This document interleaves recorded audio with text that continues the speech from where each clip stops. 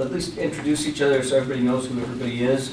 Like I say, we had a number of, we originally had 10 faculty sign up for the workshop, and then we've had so far 4 who have had to drop out, cancel.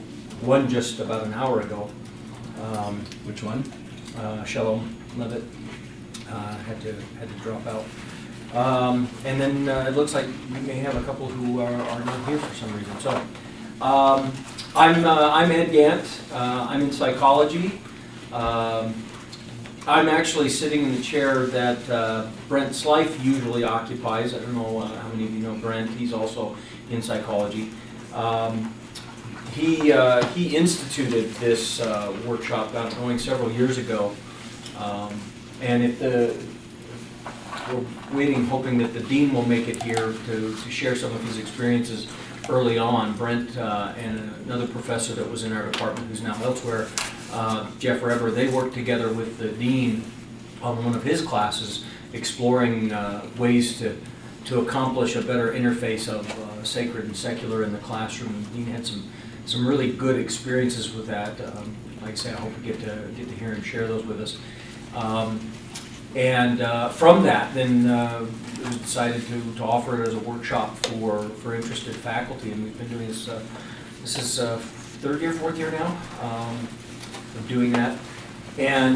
But Brent couldn't do it this year, and so he asked me to step in and kind of herd it and make sure that everything got done. And so we're here. My interest in really bringing a gospel perspective into my classroom and into an engaging dialogue with my subject matter has been there from the very beginning, and has made all the difference. And so I've been really excited about this workshop every year, to meet with other faculty, to explore ideas, and to see some implementation and see how we can do a better job of this sort of thing, because it's really a unique place in the world where we can do it. So with that, I'll go ahead and start on this side, and we'll kind of go around the table. We'll just take a quick minute or two to introduce yourselves and what your interests are and your department and so on and so forth. I'm Emily Reynolds, and I know most of you think. My training's in psychology as well, but for the last almost 10 years I've been at the legal institution. I'm not very much in the classroom. I think I'm in school. I taught a class, but I used to teach LBS perspectives on psychology as part of the faculty. I was doing effective work here.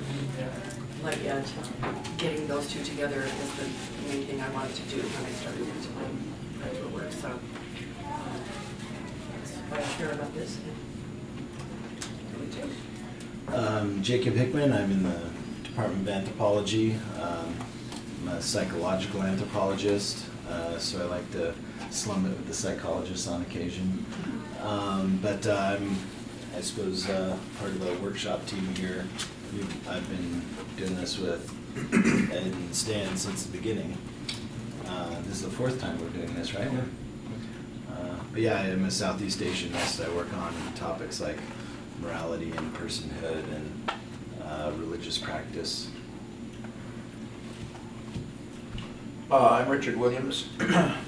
My training is in psychology, and I was in the department for quite a while. I had a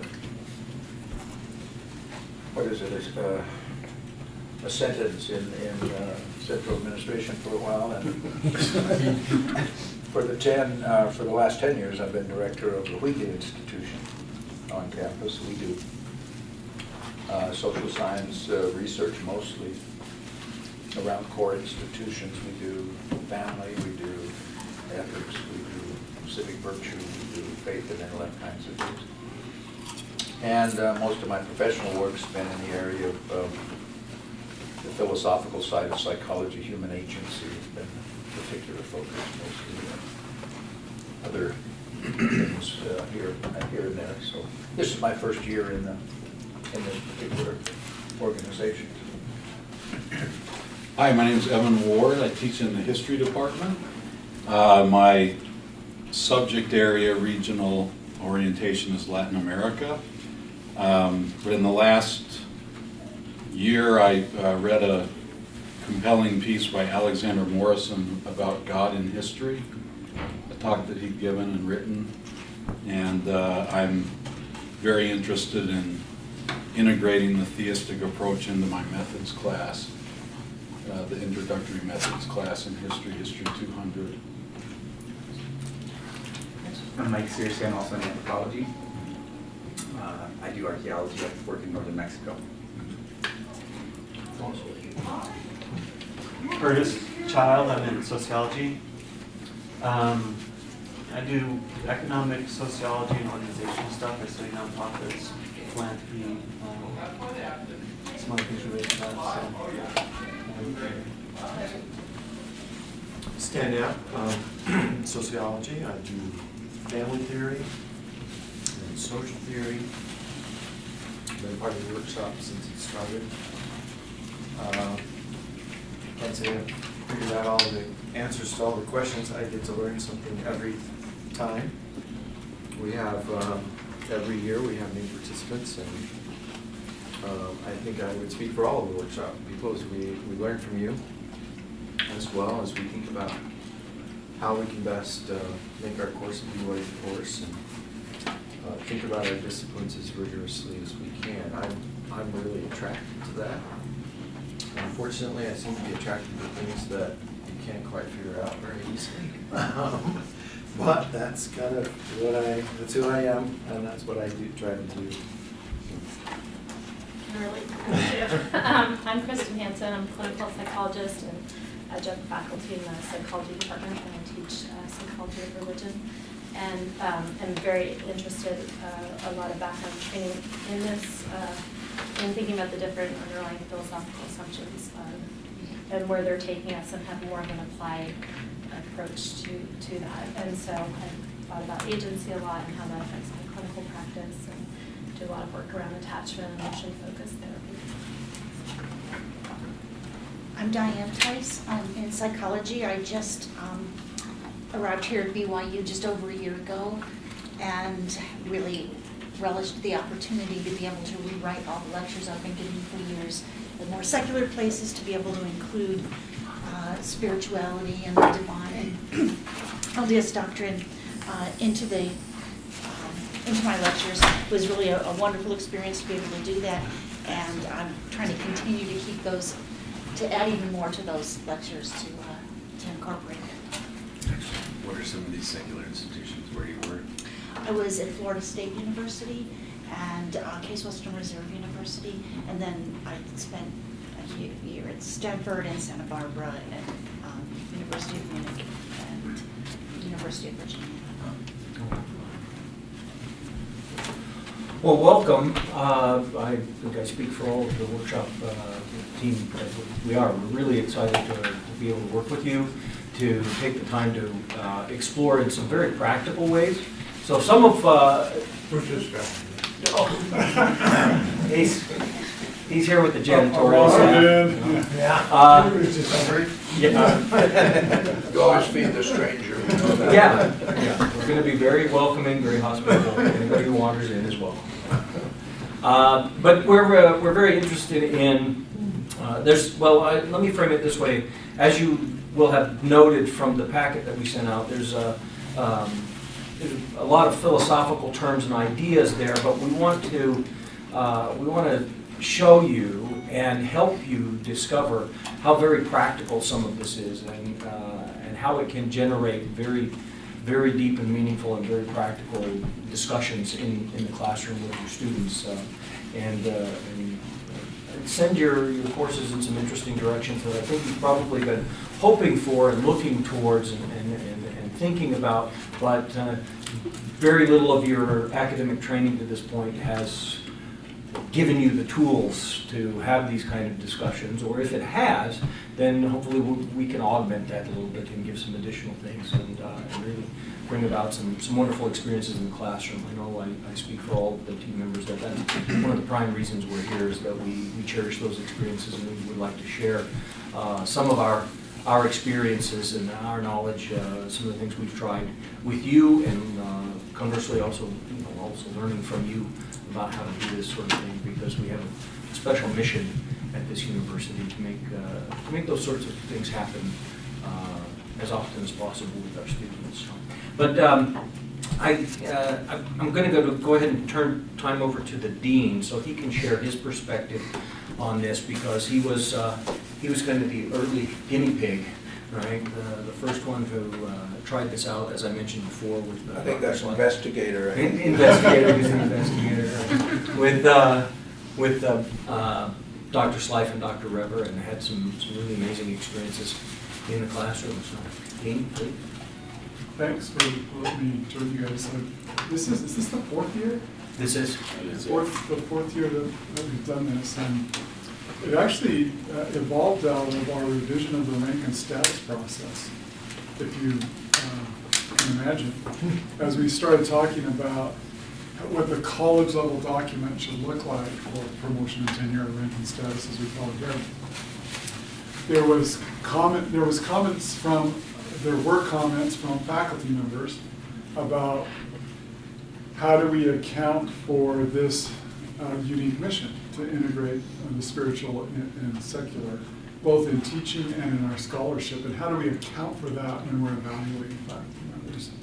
And as I had conversations with faculty members, and as they responded to early drafts of that, we worked hard to try and integrate some of that into the actual document, but then in those conversations, I said, why don't we start to help faculty members to do that as well?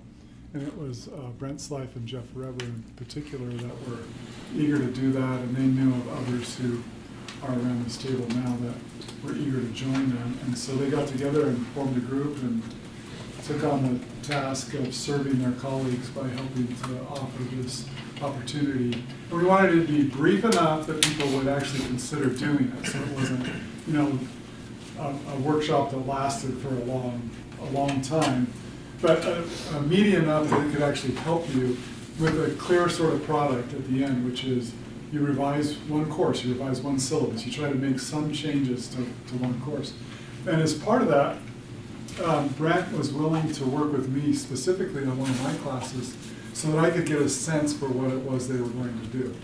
So I met with Brent and Jeff Rever, and we took my class. I teach a 300 level class, Introduction to Clinical Psychology, once a year. I teach it so that I don't have to as a dean, but I teach it once a year so I can remember who I am. And I can remember that I'm a faculty member at heart. And it's actually the most fun thing I do every year. I always cry when it ends, every year. Because it really is the heart of what we do, is to teach. But I taught for 21 years at a public institution. And so I sort of forgot my roots at BYU, and I needed help. I needed help to be able to just do a better job of integrating the spiritual stuff into that class. So they sat down with me and talked me through these kinds of things. And some of the things I was really concerned about, I'm not a philosopher. I'm a very practical person. And so I was quite worried about it. I thought, what I really need to do is I need to have Brent come into my class and guest lecture a few times and handle this part of the class. And then I can walk away and feel like this more meaty kind of consideration of the assumptions of the social sciences could be handled by someone that actually is an expert on it. But they helped me through it and helped me find some ways where I could actually do it at my level. And I think you'll find that that's the case here. Even though they'll talk about the philosophy and talk about the underlying assumptions, they'll be very practical with you and help you to do it in a way that works for you. And so I had several really workable kinds of changes to my class. Things like incorporating different kinds of questions on the exams and on the assignments. Adding some extra questions to things that they were already doing. And then I included a little module that I tried to do early in the class where I actually talk about the underlying assumptions. And the way I did it actually was divide the class up, and this may be 2/3 of the way through. I divide the class up and give them each one of the main sort of psychological theories about intervention. So the behaviorists and the psychodynamic people and the humanists over here. And then I said, okay, now I want you to put the underlying assumptions of these theories up there. And then we're going to talk about whether they're consistent with gospel values and gospel ideals. Is determinism, I give them some help. Is determinism consistent with what we think about agency in the gospel? And then I turn them loose. And they actually, I don't pretend to do it the way Ed can do it in his history of psychology class. That's not me. I can't be that person, right? But I can, in a very practical way, talk to these people who are going to be clinicians and say, you got to think about the underlying assumptions of these interventions. And then you got to be able to have a way to explain how your values can be expressed in the theory that you do.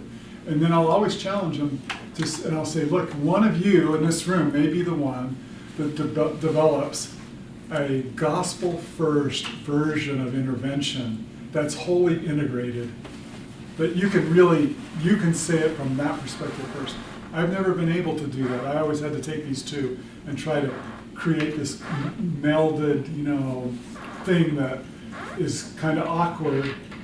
And in my mind, it makes sense when I do an intervention that's behavioral. I can say, this isn't determined, this is probable.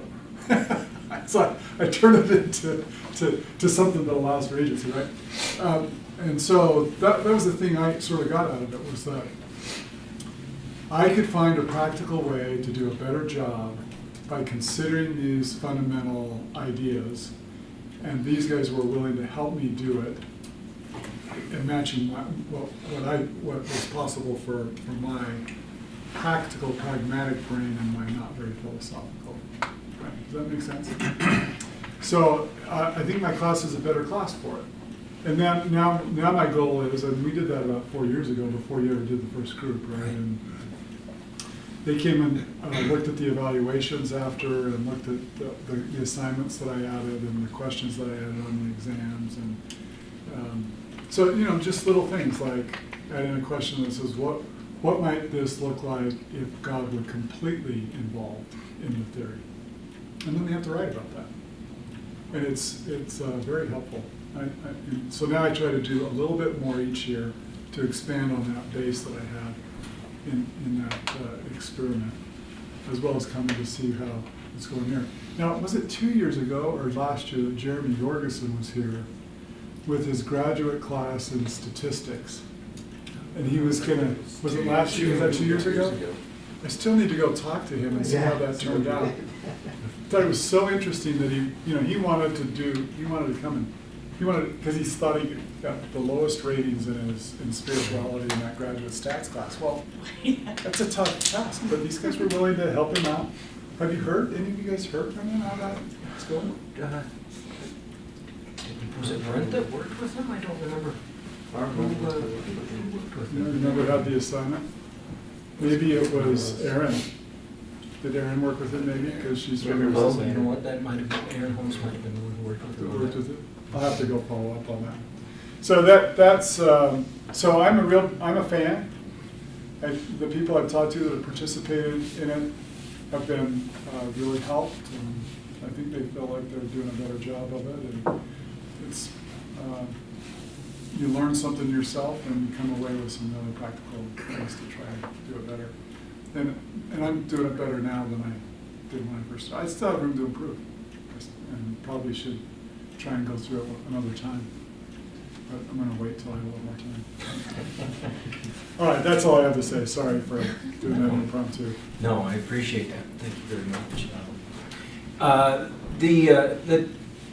The reason I have always appreciated Dean Ogle's coming and sharing his experiences, because it really is kind of a template to give you a sense of what we're after.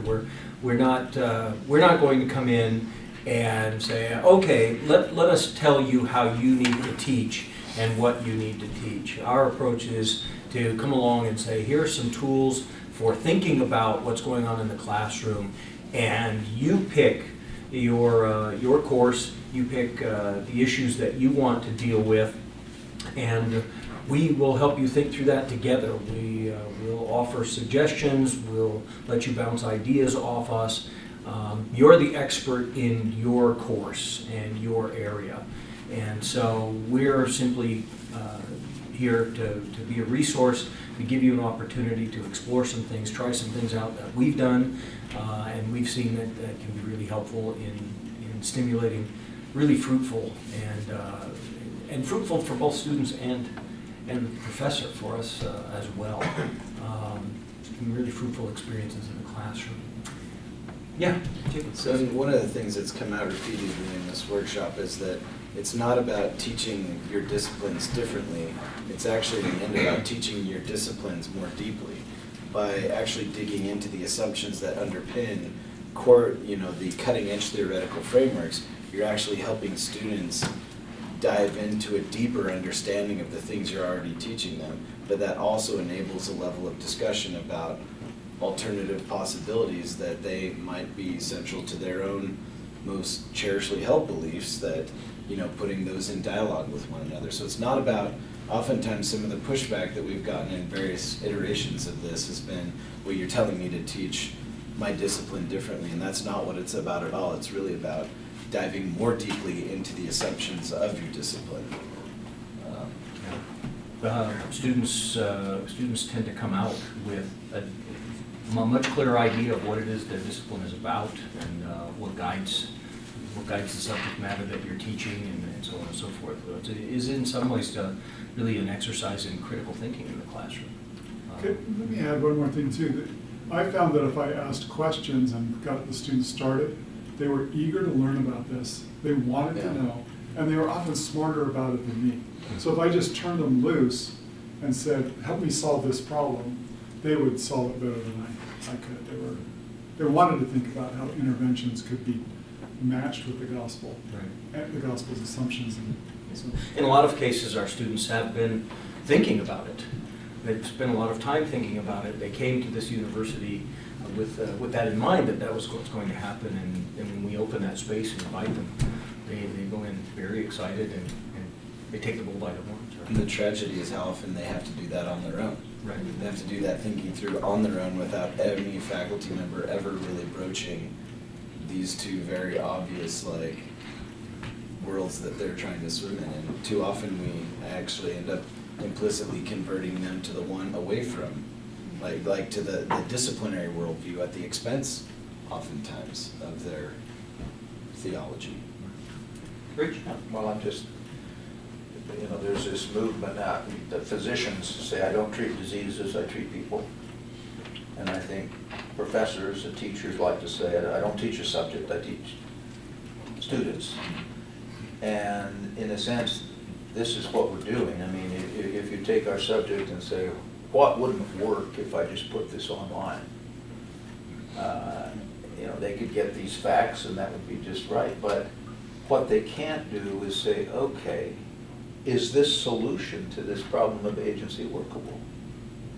And so what we try to do is engage them and equip them with emotive thinking and with a set of possibilities that are outside the content of the disciplines. So, I mean, that's part of the excitement of it, that I think. So, Curtis, do you know about the Sacred Project, the sociology of that book? Have you seen it? Or? This is Christian Smith. Yeah, I mean, it'd be worth reading while you're doing this, just because it's so. Yeah, it's good. It really matches up with this idea. Have you read it? Yeah. Good, yeah, I've only read reviews and. Kelly Patterson read it, and then I read it, and I passed my copy on to Brent. You can ask Brent if he still has it, he'll pass it on to you. Okay. I have a copy I'll pass on as well. Yeah. I'm happy to share. Well, before we go a little farther, one of the reasons that I think a workshop like this is so important to some of us, and stimulating this discussion among the faculty, has to do with experiences we've had with students. Every year that we did this previously, Brent would share a letter that he received from a student to kind of highlight the struggles and the seriousness of the issues. And I wanted to do the same because I think a lot of us who are on the workshop team have had these kind of interactions and discussions with students, have received these kind of emails and letters. I have a pretty sizable stack that I've assembled over the years, and I want to share this one with you. It shouldn't take very long, but it's one example of why I'm strongly motivated to see more and more of these kind of discussions go with faculty, and faculty more explicitly and directly bringing up these kind of discussions in their classes. This was sent to me in February of 2014. Dear Dr. Gann, you probably won't remember me because I didn't speak up very much in class, but I wanted to take a minute and write you a quick note to thank you for your class last semester. The way you were able to show how psychology is founded on naturalistic assumptions and how there are other assumptions that can be made about agency or meaning or relationships and truth and God's involvement in our world, literally, and I do mean literally, saved me from the road I was heading down. You have no way of knowing this, but before I took your class, I was pretty much done with the church, and my testimony was more than weak. It was almost entirely gone. I was only waiting to graduate before I made leaving the church official. I only took your course because a friend of mine who knew where I was at spiritually kept telling me I needed to take a class from you. She knew what I needed, and I'm so glad she kept pushing me to take your class. You see, I had a testimony when I came to BYU. I even planned on serving a mission. I grew up in a strong LDS family, and my parents taught me the scriptures and how to pray, and I had many spiritual experiences growing up. But I kept learning in my classes, and not just psychology, that the reason I believed in the gospel was because of how I was raised and how social and cultural forces made me believe the things I did. I learned again and again that the real reason I felt the things I did and had had what I thought were spiritual experiences was because of the way my brain works, or maybe because I had some genetic predisposition to religious beliefs. Now, it wasn't that my professors wanted to destroy my testimony. I think that for the most part, they're all really good people. They just taught their courses in a basically secular way and repeated what was in the textbooks because that's how everybody thinks it's supposed to be done. Like naturalism is the only way you can do things. Until your class, I had no idea that naturalism was even really a thing, or that there were other ways to understand the world, or even that the gospel perspective had some real intellectual weight to it. I don't know that I ever had a single day or experience where my testimony was shaken. It was more just like a leaky faucet with my belief in God just dripping away a little bit at a time, day after day. Fortunately, you helped me see that a lot of things I had been taught in other classes were not necessarily objective facts or the only way to see things and understand human behavior. I still find myself struggling at times to make sense of everything I learned, and to be honest, I still do have my doubts from time to time. But you've helped me see that there are really good reasons why I can doubt my doubts, as Elder Uchtdorf has said. I'm still planning on going to graduate school in psychology in the fall, but I feel that I now have a much more solid spiritual and scientific and philosophical foundation to stand on as I learn how to be a good psychologist and a faithful Christian. Thank you for teaching me and all your other students how to think critically about both the gospel and science.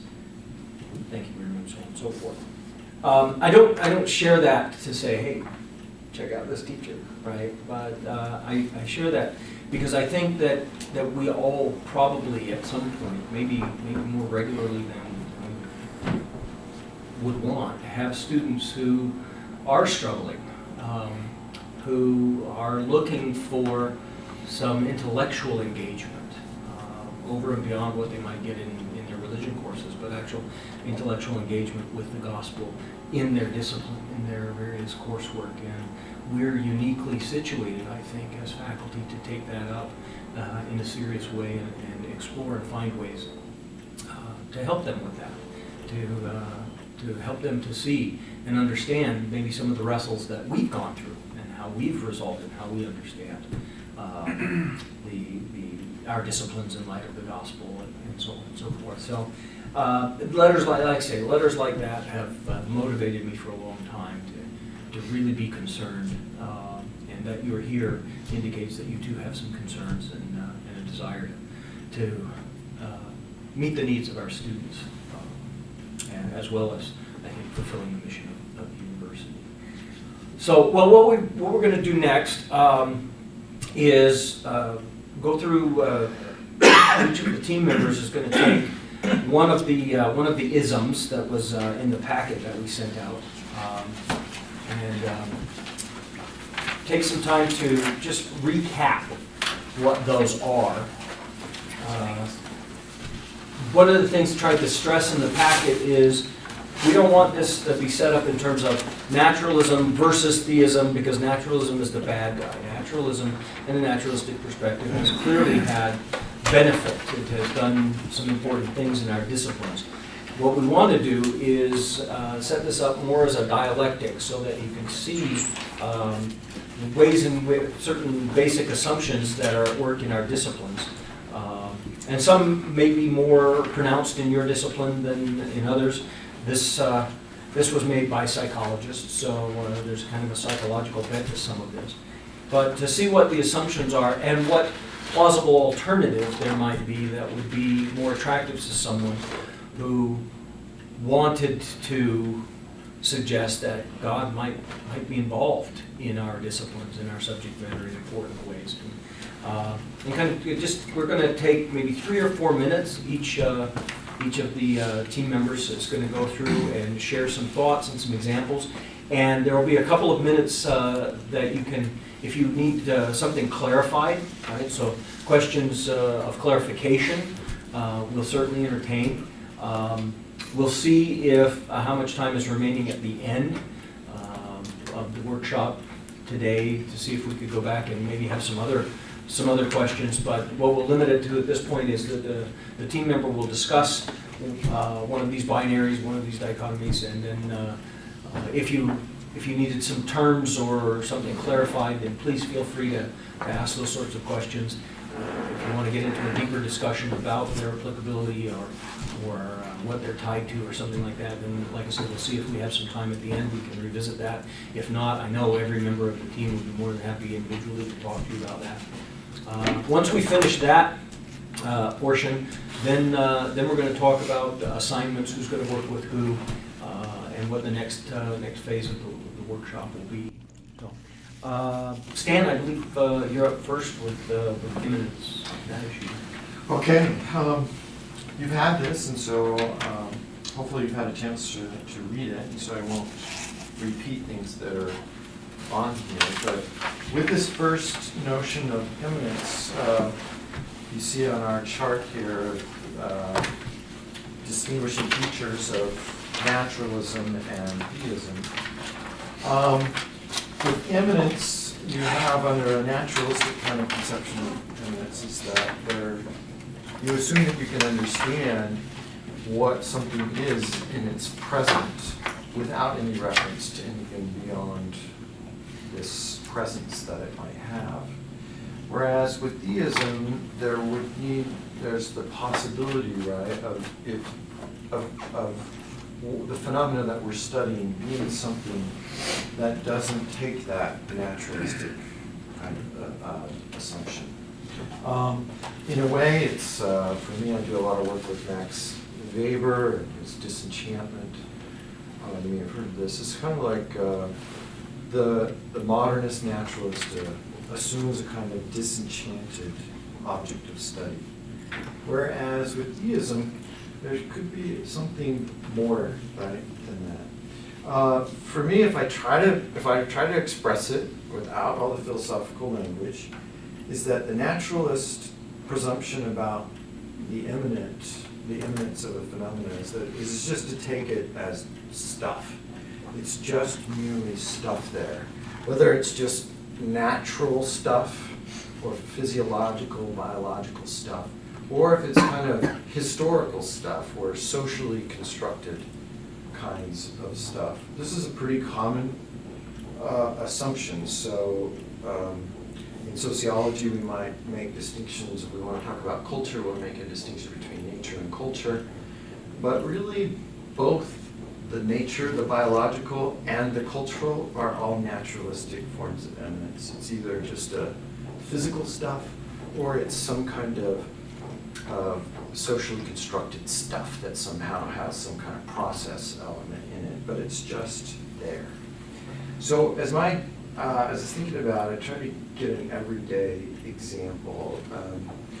And one example that I maybe could use that I think could illustrate the difference is my youngest brother and his wife had trouble getting pregnant. And so they went through all the different medical procedures to try to have children. And as they were in the process of that, they had a couple of encounters with a lawyer in Salt Lake, that they then were able to adopt a girl from being born to a teenager in Salt Lake. And then they're getting about to the point that they don't have enough money, and they've tried everything, and they're going to give up. And they, right before that point, they end up there in Nebraska, and they end up having an encounter with LDS Social Services that they, if you go to Missouri and live there for 3 weeks, then you can adopt this African-American baby. And so they say, okay, yeah, well, let's do that. So they're a few weeks after that, they try their last procedure, and they get pregnant. And so they have a son come, so 2 girls and a son. And then after that, they had no problem having children. So you talk to my brother and his wife, and their sense is that every single child in their family was meant to be in their family. So I was relating this with a colleague that's not at BYU, and her response was, oh, it's just coincidence. And that's the naturalistic assumption, right? Is that, oh, there's these physiological things going on, and then there's these kind of social things going on, and they just kind of fell out in coincidental kinds of ways. It's just stuff, right? It's just stuff. Whereas the other is that there's a possibility of understanding, and that's certainly the understanding that the people have. The child comes not as just stuff, but a child is enchanted, right? The child has a kind of place in their lives in which God is imminent. And that example helps.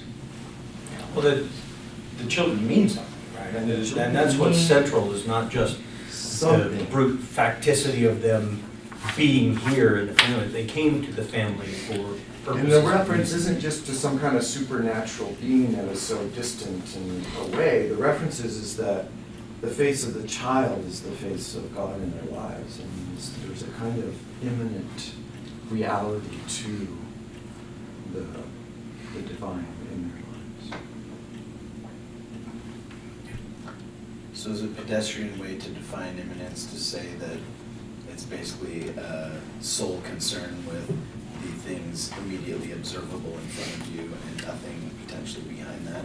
And usually we think of that in naturalistic terms as just the stuff that's there. But the point of the theist is to say God isn't distant, he's imminent. And so you look for possible ways of seeing God and the divine in here with us. I think observable is Kristen and I were having this chat recently. I think the theistic perspective would say, oh, it's not just observable because I'm observing the face of God in my child and how God cared for my family by bringing this all to be.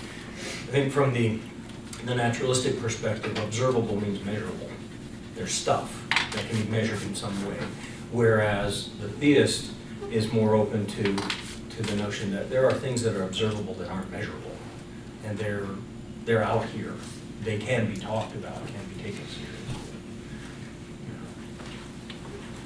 So the reason I bring that up is I think sometimes when we use the word observable, particularly in our against that background of naturalistic assumptions, we don't realize, we just equate it with measurement. Yeah. And so that paints you into a picture of saying, of having to defend it. Often, if you're not comfortable with that, having to defend, well, I believe in some non-observable things. And that's not going to get you very far, right? But I think if you question it and say, well, my position is not that there are non-observables, it's that there are things that cannot be adequately measured, but nonetheless are real, right? So the example I used with Kristen in our conversation was conversation, right? We can observe, we're all observing this conversation taking place. It's a very public thing. Measuring this and what's going on is going to be very, very difficult, and is going to leave an awful lot of important meaning out of the picture. Does that make some sense? Any questions to help clarify what's standing to say? Or the idea is generally like thinking about this as it applies to our disciplines, right? So it's to fill this out. Frankly, this is the one that is more muddled for me in anthropology. And in part that's because I think almost the way I see it is you have competing types of immanence. So you have a theist actually has their own type of immanence where they see God's presence in the immanent things. But you look at the way a scientific laboratory works, you actually have this weird immanent transcendent thing going where you have, you know, signs and symbols, namely the printouts of procedures or the measurements taken, and those are simply taken to have an unproblematic relationship with the transcendental reality that they represent, right? Like, you know, for scientists reading a computer printout from a particle accelerator, that's not just, you know, a sign of dark matter. It is dark matter imminently in the observation itself. And I think actually the logic is not so different from somebody saying these are signs of the times. It's imminent, it's obvious, right? The difference is the underlying philosophy, I think. What's it like for the historian, like for Adam, in terms of his historical data? Well, it's difficult in terms of explaining things beyond evidence. Richard Bushman, in his first biography of Joseph Smith, said, "I'm just going to take at face value what these people said." Yeah, Reports of it, yeah. And so explaining the hand of God in human experience, that's why I want to integrate this into my introductory level methods class, because I think students should be thinking about that. I don't know that the work I've done to this point, sometimes it's so atomistic that I'm not thinking about the role of divine and historical events. This is from a completely different angle, but I'm wondering if we'll also talk about social constructs in here. Undermining patriarchy, binary thought. These are big concerns I have coming from a historian, and I know it's down the road or completely separate, but in history right The next now, one is dualism. We'll talk about binary in just a second. those are my biggest concerns in my discipline right now. And that's one of the things we want you to do is to look at this, because some of these may be more salient to you than to other members. And so to go through and say, okay, which one, I don't have to worry about necessarily all of these, which ones are most salient right now in my discipline and in my classroom. That's what, feel free to do that, yeah. That was something early on, a couple of years ago when we were doing this. We hadn't been quite as clear, I think, in some of the faculty thought, oh, so I got to find a way to incorporate every single thing here, and then that suddenly got really huge when really what I felt like I needed to do was this one or two things here. So feel free to focus on what's most meaningful and relevant for your discipline. Emily, would you take a stab at this? Yeah, so we've sort of segued kind of this direction, but the emphasis here is on splits between worlds or ways of seeing things, and between the objective and the subjective, and object and subject, and the naturalistic move is usually to say, okay, well, let me say first, I think this plays out, this kind of split is so ingrained in our culture that we talk about it in a lot of places besides academia, just in other terms. We have fact versus feelings, which I think is sort of, you know, the facts are taken to be objective, you can know them a certain way, and the feelings are more, you know, touchy-feely, as we say, and aren't as easy to measure, aren't as easy to pin down. So that's just, I think, one everyday example of the way we just use that in our language every day. And the mind-body thing, you know, there are lots of versions of this, but the naturalistic move, I think, is to make the objective primary. And to say, okay, if we can measure it, if we can observe it, not just see it, but see it in particular prescribed ways that have become, scientific method and its offshoots, then that we can know, that we can get a hold of, and we can treat that as fact. And the subjective, that's mushy. You can't really do anything with that. You can't know about that stuff in this same objective, kind of clean way. And so we don't take that as seriously. That's problematic for us because all of meaning and all of morality is in that not very objective realm when you split things up that way. And my own inclination has been to say, okay, let's unsplit the splits. Why do we split these things up? My interest was in how to talk about sexuality productively. And frankly, the impetus for that was out of being the mother of 7 children and facing them and saying, if I explain sexuality to them the way the world presents it as a fundamentally biological phenomenon, I can't tell them any of the things I think matter about this. That story doesn't serve for me to teach them the things that I think really matter about this, which have to do with immanence and the place of God and in the purposes of that and its place in the plan of salvation, but also just to do with the rights and wrongs. How can acts that are biologically caused have a moral dimension? How can they be right or wrong? So if we can't talk about that, if there's not some legitimate way to include that in our discourse, we're stuck with, well, it just is. I can't help it. And there's a lot of that, I think, in what we see unfolding in our culture right now. It doesn't boil down just to that, but there's a thread of, well, this is the objective reality, or we abandon that entirely and say, oh, but I think I am. So I can create what I am and ignore the objective, but we're still splitting the split. And to me, it seems like there's a solution here somewhere in not thinking of it as split in the first place. Is that enough? Do you want me to say more? No, I think it's helpful. If anyone would like some clarity or, please feel free. I think every discipline splits things up in different ways. A more or less regular reading group with some of your colleagues in history, and one of the things they talk about is that a lot of historians are like, I don't do theory, right? There's sort of a split between theory and what you can see in the archives. And I feel like there's, this is with Ed Stratford and Grant Metz, and it's a theory reading group actually. But like that, it seems to me that in the way they talk about history, there's kind of a split between these, overarching theoretical frameworks, and there's maybe at least a majority sort of antipathy towards that, and say, no, I'm just in the archives, and we're not looking for nomothetic explanations. We're looking for very specific historical explanations, about the particular things that cause this particular thing in a very particular context, and so on.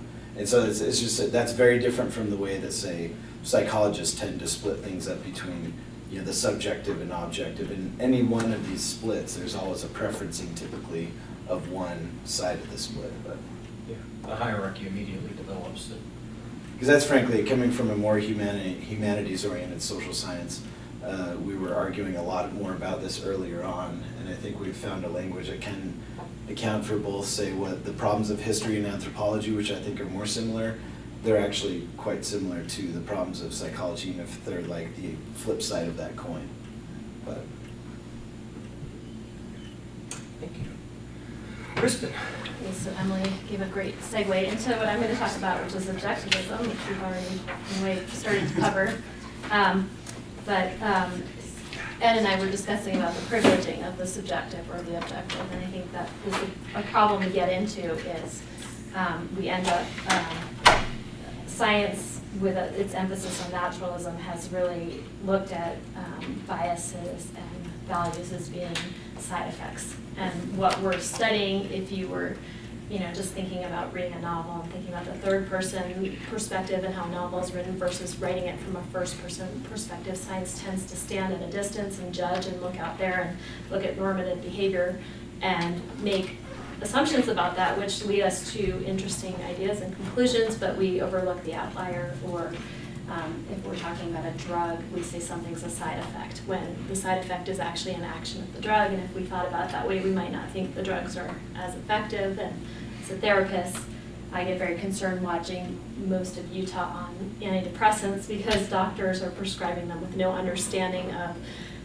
how sometimes someone's problem might be a spiritual trial, or a lack of understanding of agency, or unhealed trauma, or a misunderstanding about how we regulate emotions. So so science has, in this effort to legitimize everything that is observed, and we can just ignore the biases of the researcher, we do this great disservice to the deepening that you were talking about, being able to take people into a deeper place. And so with my students, I try to help them explore both the naturalistic point of view, because it is a real perspective. It creates, people are creating a reality, like Emily was talking about, and if that reality has moral consequences. And then I think as a therapist, as professors, we're in people's path and way towards their ability to go deeper.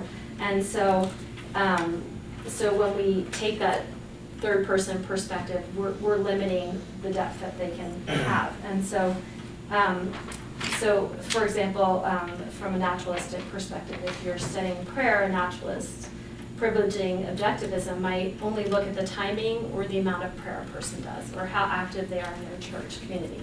But they might miss what is maybe measurable in creative or different ways or qualitative ways, something that's harder to observe, the relational qualities of God's timing in responding to a prayer, or a person's closeness with God and how that prayer is answered. So I think it's fun to help our students think about deeper questions they can be asking that allow for that gospel foundation. And I have watched my students go to deeper places, and it's interesting to see what they come up with. From a theistic perspective, what I like to think about, and my mentor was someone who was trying to put agency at the center of at the center of understanding what it is to be human, and thus influencing how we practice as clinicians. Without privileging subjectivity, because we can end up in moral relativism, like you were saying, where we're just basically saying we can create anything with no moral consequences, or we're completely shaped by our environment. There's no agency whatsoever. Culture is completely creating who we are. But so without privileging the subjective, without creating a dualism between the subjective and objective, I believe where I've come to as a gospel-centered professional and academic, I believe that taking a first-person perspective allows me to see differently. So if I stand in the position of the narrator, which for me has more of a gospel foundation, because we are supposed to learn to have the mind of Christ, to become one with Christ, to be in Christ, to be empathic with other people and learn how to be in other people's experience. So if we take that perspective where we're more getting into the person, then all of a sudden we're standing in the person looking out, and we're recognizing the complexity of what it involves to be a human, and we're recognizing that we are agenic, that what we choose has moral consequences, and that we're in a completely a dialectical relationship with our environment, and so that we're constantly creating both in a unique embodied condition in a unique situatedness in mortality. And when we take that perspective, we start to view our nature differently. But we can only do that when we stand, from my perspective, within the first person. But now we're like more observing the tension between the objective and the subjective rather than trying to privilege one or the other. And I think when that happens, at least for my therapy practice, I do it completely differently. I work with people's agency, I work to the ends to which they use it, I try to help them practice their agency. If I sit there and tell someone how their thinking is wrong, I'm actually taking away their agency. If I tell somebody that they have depression, again, I'm taking away their agency, I'm putting a label on them, and their problem that they're coming to me with could have been years of having someone tell them who they are and taking away their agency. So I want to identify that rather than be another person creating that same problem again. So that's what this agenic perspective gives me, the first person perspective. It's like a higher view, having a theistic perspective, and I think we owe it to our students to teach them the naturalistic perspective, because there are people they will keep encountering who are thinking that way and who believe that's real, and it's not real, it just leads to different places. Whereas I want to teach my students to be able to explore, as I'm trying to do, and as you're all here trying to do, deeper ways to be true to the gospel foundation in what we work. And it'll be cool to see kind of what things happen, and I've already been excited by the things that I see. It's fun. So anyway. Thank you, Kristen. Any questions for Kristen?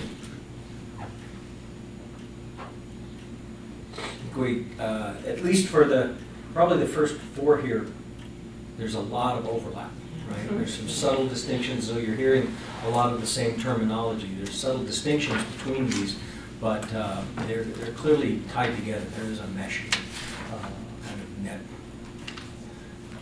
of a network of concepts here that co-imply one another in important ways. Which I always used to talk about is picking it up here, or you can pick it up here, or you can pick it up here, but it's all one tablecloth. You have Well, I was comments? just going to say, I hope it's becoming clear that what's going on here is something I learned from reading what are sometimes called obscure Teutonic philosophers. In English, we say thesis, argument, argument, conclusion, next thesis. So, but they said, I'm going to talk about this thing this way, and then I'm going to tell you everything I know this way, and then I'm going to tell you everything I know that way, and this way. And that's what we've got here. There are two worldviews here, and what we've got are different entrees into points of entry into that conversation. And sometimes that's hard because we've been trained to look for thesis, argument, conclusion, and then I go on to the next point. Well, the next point brings with it everything you just thought you finished here, and off you go. Well, Rich, you're what? In that spirit, I'm going to articulate this yet again from a different perspective. Determinism's a fairly easy one. It's important because every social scientist I know feels we need to worship at that altar in order to have a social science and not something else. So the issue really is Rich, I'm yeah. just saying, have you met Zion's husband? Because I never have. he's had plenty of interesting things to say. I know his He loves work. the determinism argument, right? Yeah, I know his work, but I shouldn't have said all that I know. Well, I haven't met him, but There are some rare, there's some rare birds out most there. of them who Fighting the good fight. most of them who All You alone. have yet to observe Yeah. to the contrary. who make the big bucks anyway. So is physics complete? Is one way this question has been asked in the larger world. Is there any slippage in the joints? Or is there a single reality that is set and must be as it is? Is every act or every event caused in the usual way we think about that? As the necessary result of a chain of something or other. And if you think of physical reality, that's a little easier to deal with. But in a psychological reality, you get all the sorts of problems. So what is the medium through which these causes transmit their force to these effects? And how long do they last? And at what level do they operate? So it becomes really quite muddled, and the most important thing about determinism, I think, in the context of social science is what it requires that our nature thus become, how we understand our own nature, and the issue is human agency. William James said, is there any slippage in the joints or are the joints of causality loose enough? And that's one way to put it, but that's not enough to save agency. I mean, agency isn't very interesting if it's just something unexplainable in other terms, or accident, or variation on what must have been the case anyway. And so real world examples, I'll go to Nicholas Cruz down in Florida. I've always thought in the human realm that the thesis of complete causality was kind of absurd. I mean, you have to say, okay, this young boy, I don't know how many generations back through the DNA, or how many social phenomena ago these things started to fall in place, so he had to have the struggles that he did in his social life, losing his parents as he did, adopted by those he was adopted by, access to a weapon, his car worked all the way to, I don't know. But all of those things had to be as they were without any possibility of there being otherwise. And one little female member of that Ward Young Women's group happened to have her life ended that day, and another of that group did not. And so a completely deterministic explanation of that would be absolutely extraordinary. So we have to, I think, develop other accounts of this. And so it's not whether there's determinism, because I think by all accounts we do not live in an indeterminate world. If we did, we'd have to examine ourselves every morning to see if something happened. Am I waking up as a cockroach Am I today? me or am I not? Kafka suggested. Kafka that was onto something.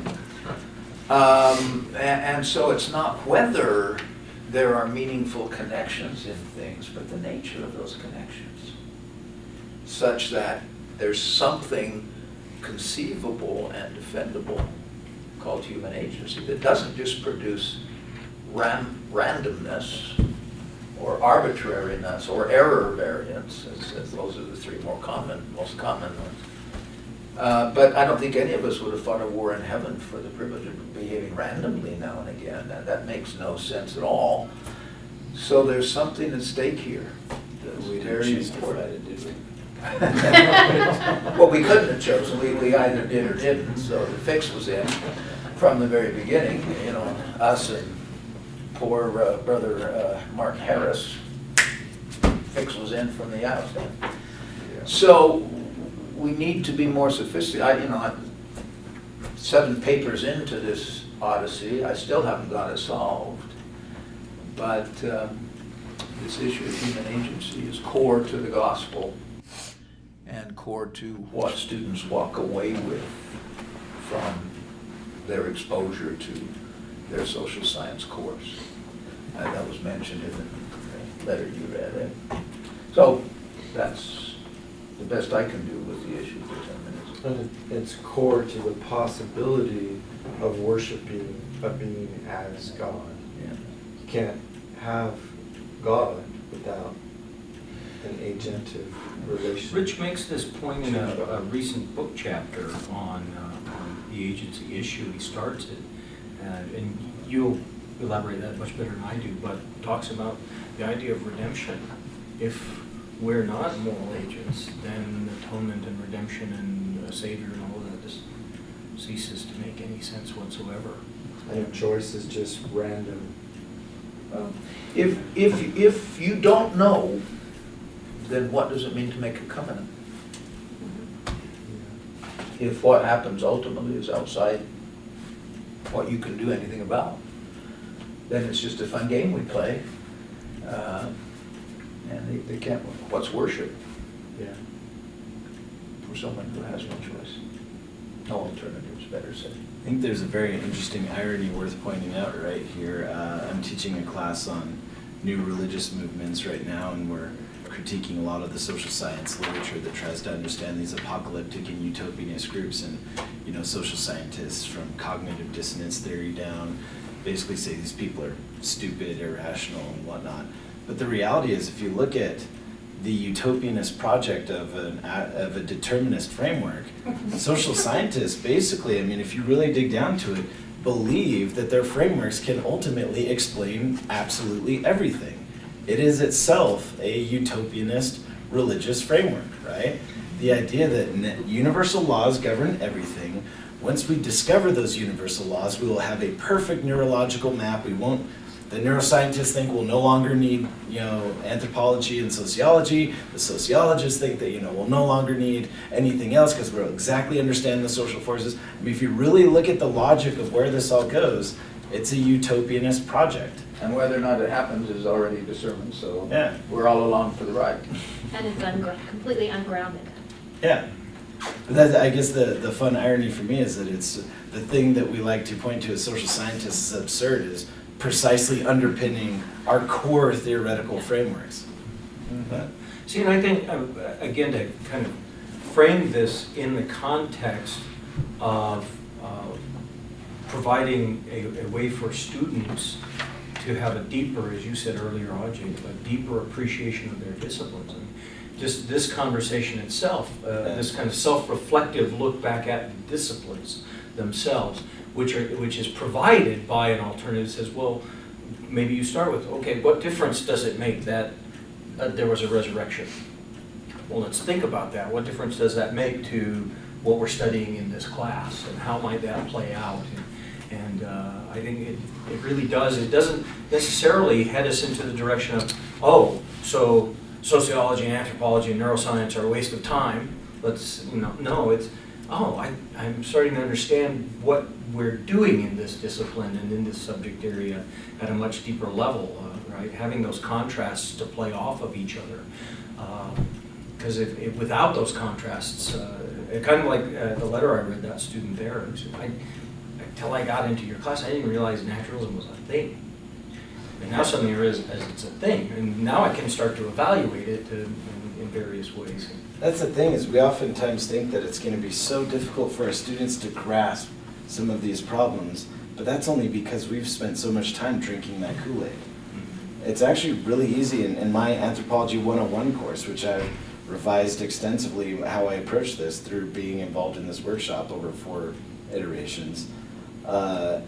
It's easy for 101 students to grasp some of these absurdities of the way anthropologists try and understand religion, and to understand how ironic it is that, you know, the way they're trying to write off religious practice. It's easy for freshman students to actually grasp it, in part because they haven't been exposed to enough crypto missionaries to naturalism, namely enough college courses that have socialized them into assuming that away. So it's actually, it's not a hard thing to do as students. Students are really open to it, in part because they haven't become fully socialized into our disciplines yet. But the process does start to happen, right? By the time Brent, the juniors and seniors, it's not so easy. Yeah, no, absolutely. Brent did some research here with BYU students and showed from incoming freshmen to graduating seniors, at least in psychology, a dramatic shift in their attitudes towards naturalistic explanations of their own religious life and their own religious experiences, just in the course of a 4-year undergraduate degree. I'm sorry, Commissioner. No, I'm just thinking out loud, because I think that is, so it's not surprising, I mean, I haven't thought about this for a long, but it's not surprising to me that first-year students would kind of get it, but that's part of part of the enterprise of a university is to help them think in ways that aren't totally impressionistic, superstitious. You know, so there's a fine line between superstition and God, right? You know, and so that's, so let me qualify a little bit what I was saying. Well, go ahead and finish. No, and I wasn't disagreeing with that. It just strikes me that the challenge is to not move, I mean, I think there were good reasons for a naturalist worldview, because lots Absolutely. of crazy things were being done in the name of religion or superstition or Absolutely. whatever. And so the challenge is, as I'm sort of sitting here mulling over my classes, think about how to present that without giving students a reason to Yeah. think, oh, all that science stuff is just another sort of subjective kind of enterprise. You know what I mean? So they Yeah, walk absolutely, away. yeah. They walk away feeling like they're in the same place. When our hope was that, you know, to sometimes there are, you know, laws, principles, propositions that are universal. That Yeah. everything is.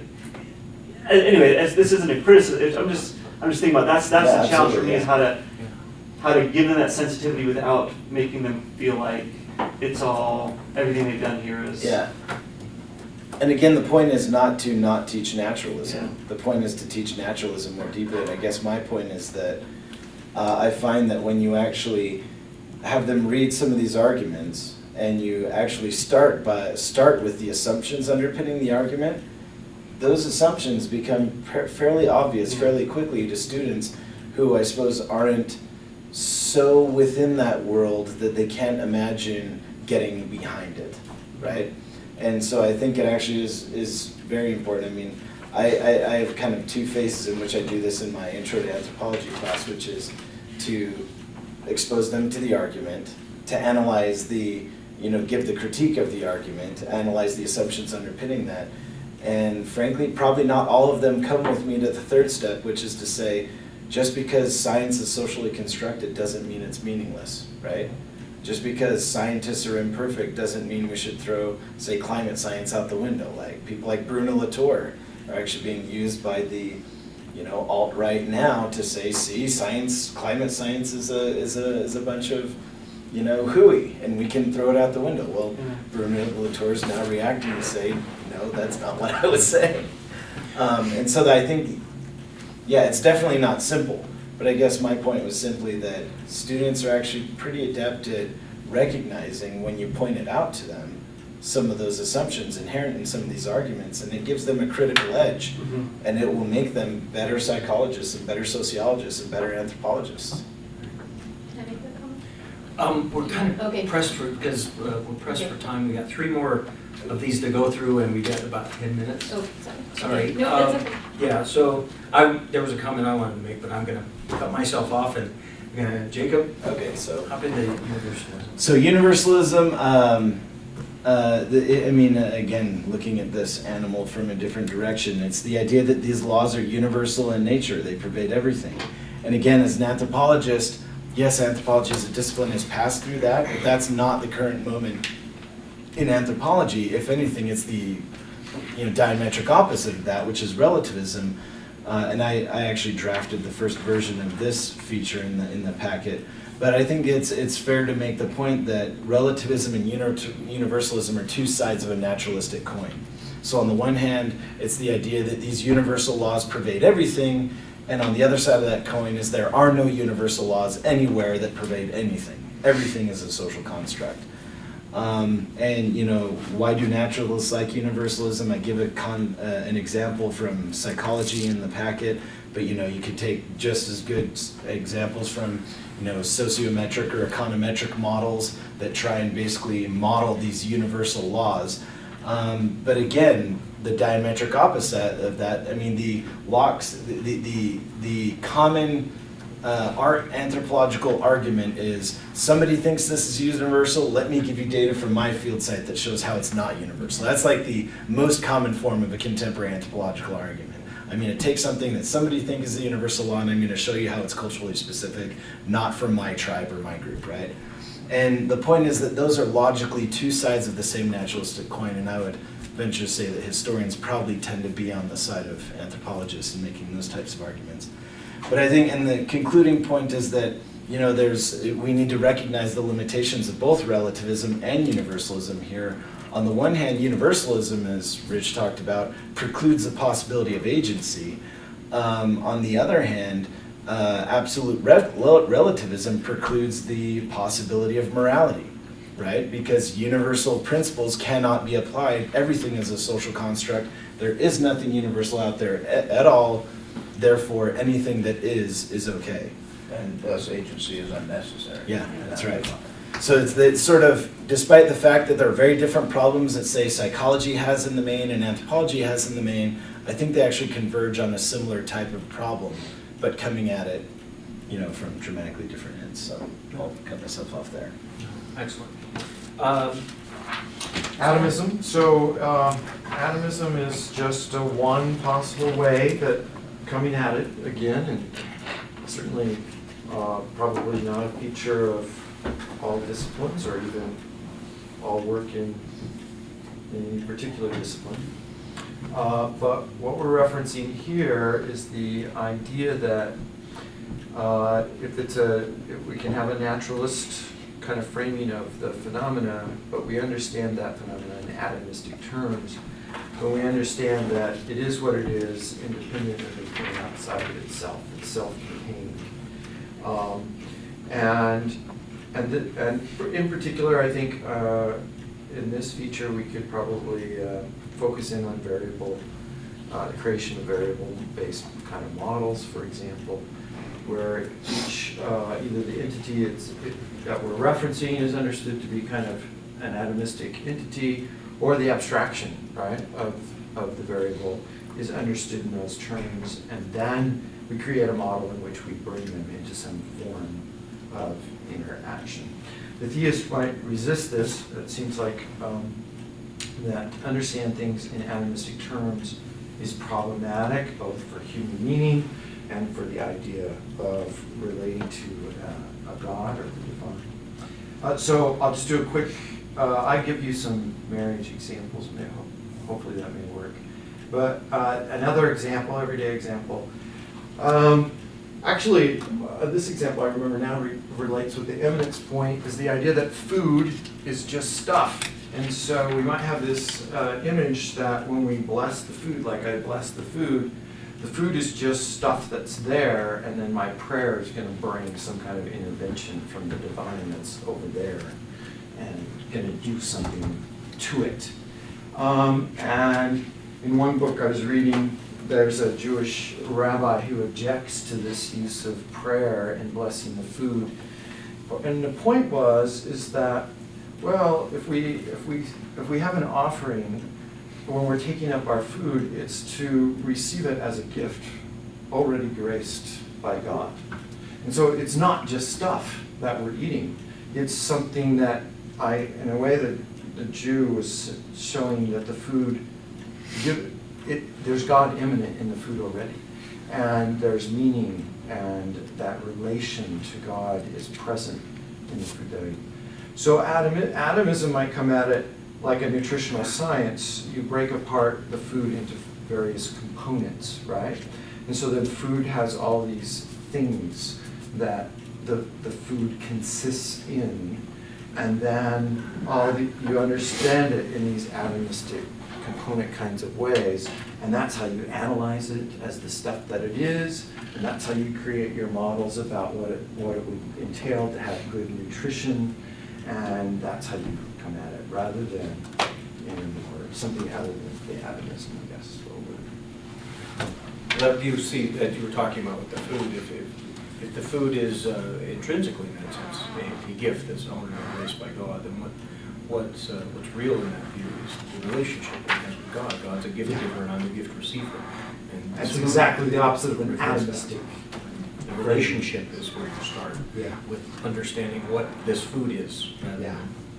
And the example is marriage, right? Divisionally, or just ways in which we take up understanding some kind of social phenomenon. Well, I'll hit the last one as quickly as I can here, egoism. There's lots of different uses of that term throughout the social sciences. What we're aiming at here is essentially the notion that, and it ties in with atomism, is that human beings as atomistic entities are in the world, and there's an ethical component that they ought to do this. Sometimes there's simply the metaphysical claim that they will inescapably do this, but seek to achieve flourishing or fulfillment that the primary motivator in human action is this quest to achieve a maximization of pleasure or to flourish, fulfillment in one way or another, that well-being and happiness are the primary aims of human endeavor of any sort. And it's the primary endeavor because that's the way we're constituted, right? That first, most, always, final analysis, individuals are in it for themselves, right? The theist, of course, is going to have trouble with that because it pits us against one another, and it obviates the possibility of striving for things greater than the self or transcending the desires of the self. And so the theist is going to want to see, again, our personhood is relational, and given that framing, we can seek for goods that are beyond the self, beyond mere flourishing. There's the possibility of self-renunciation, sacrifice of oneself, committing to oneself to that which is larger and greater. The psychologist or psychoanalyst Viktor Frankl, who he talks about a distinction on the one hand of pleasure or happiness or meaning and fulfillment in life being something that we pursue in all of our endeavors. And he contrasts that, that's essentially the egoist perspective. He contrasts that with the possibility that as moral agents in the world of meaning and relationships, that such things might ensue from our actions, but are not necessarily the aim of our actions, right? That the aim of our actions can lie beyond those simple, that calculus of personal benefit and so on and so forth. And so the theist is concerned about that possibility. It helps make sense of sacrificial offerings. Self-renunciation helps us make sense of the atonement of Christ and the reenactment of that in our own lives and our own relationships. A marriage example, Stan and I have written on this before. An example there is between, say, a contract conception of the marital relationship in which two independent egos come together in a kind of contractual relationship to meet one another's needs, which is a very common understanding of the nature of marriage and the purpose of marriage in social science literature, versus a covenant relationship where one enters into a covenant where the well-being of one's spouse is of paramount importance, rather than the gratification or attaining of one's own needs. That one comes to care not instrumentally, but at a deeper, more profound level, to care intrinsically about the welfare of one's spouse because of the covenant, right? To give oneself over. I like the language of the sealing ceremony in the temple about giving and receiving. Right? There's the notion of kneeling at altars and giving oneself over without strings, without hesitation, without a contract, but simply, yes, I'm here, I'm for you, and we're going to work that out over the course of our lives.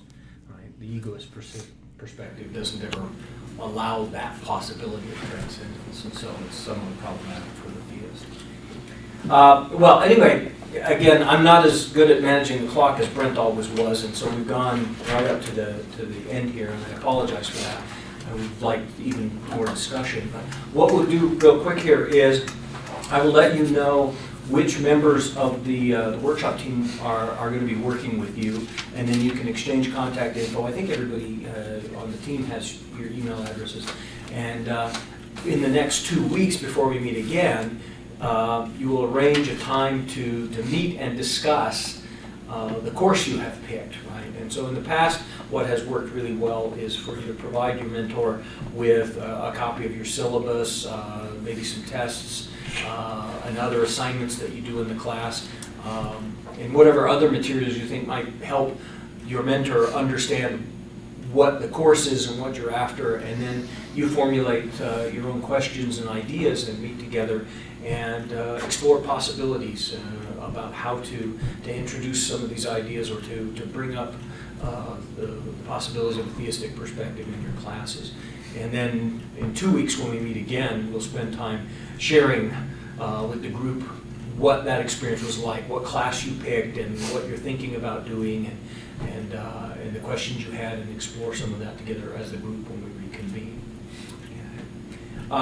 So at this point, like I said, we've had some people dropped out at the last minute, and some individuals haven't shown that I'm going to have to get into contact with. But right now, Evan, have you working with Rich?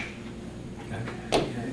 And Diane, we have you working with Kristen. But since the person that I was going to work with canceled, I'd like to at least set in and participate, if that's okay. That would be great. Yeah.